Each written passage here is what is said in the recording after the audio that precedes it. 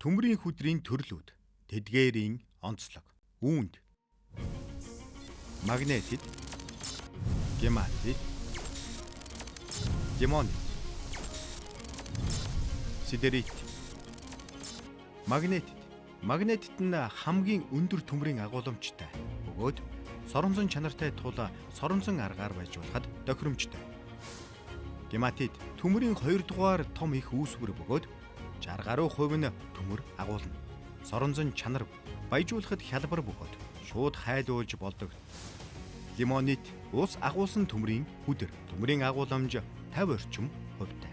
Ус чигээ алдахад гематит болж хувирдаг. Соронзон чанар сул.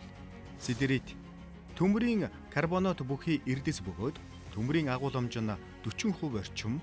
Нүүрс төрөгчийн агууламжтай тул хайлуулах үед нэмэлт боловсруулалт шаардлагатай. Эдгээр хүдрүүдээс магнетит болон гематит нь төмрийн үйлдвэрлэлд хамгийн тохиромжтой бөгөөд хамгийн их ашигладаг.